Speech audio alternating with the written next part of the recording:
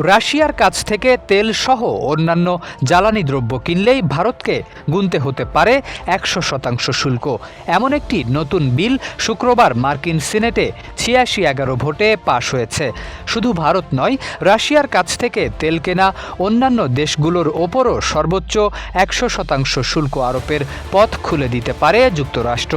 এখন রাশিয়ার ওপর নতুন বিধিনিষেধ আরোপের নতুন এই বিলটি হাউস অব রিপ্রেজেন্টেটিভসে যাবে। দুই কক্ষেই পাশ হলে এবং প্রেসিডেন্ট ডোনাল্ড ট্রাম্প এতে স্বাক্ষর করলে সেটি আইনে পরিণত হবে। আর তখনই ভারতসহ রাশিয়ার কাছ থেকে তেল কেনা দেশগুলো পড়তে পারে চূড়ান্ত বিপাকে। প্রস্তাবিত আইনে বলা হয়েছে, রাশিয়া থেকে তেল বা অন্য জ্বালানি কেনা দেশগুলো পরোক্ষভাবে ইউক্রেনের বিরুদ্ধে রুশ আগ্রাসনকে সমর্থন করছে। তাই এসব দেশের ওপর সর্বোচ্চ ১০০% পর্যন্ত শুল্ক আরোপ করতে পারবেন মার্কিন প্রেসিডেন্ট। মার্কিন সিনেটে বিলটি নিয়ে বেশ কিছুদিন ধরেই আলোচনা চলছিল।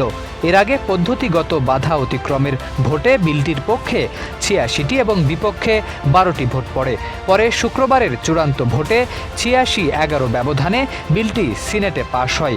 ওয়াশিংটনের অভিযোগ, রাশিয়ার তেল বিক্রি থেকে পাওয়া রাজস্ব ইউক্রেনের বিরুদ্ধে যুদ্ধে ব্যবহার করছেন প্রেসিডেন্ট ভ্লাদিমির পুতিন। সেই অর্থের প্রবাহ কমাতেই নতুন নিষেধাজ্ঞার উদ্যোগ নেওয়া হয়েছে। সিনেটে বিল পাশের পর ইউক্রেনের প্রতি সমর্থনের বার্তাও দিয়েছে ওয়াশিংটন। এক মার্কিন সিনেটর বলেন, ইউক্রেনের মানুষ একা নয় এবং রুশ প্রেসিডেন্ট ভ্লাদিমির পুতিন কোনোদিন ইউক্রেন দখল করতে পারবেন না।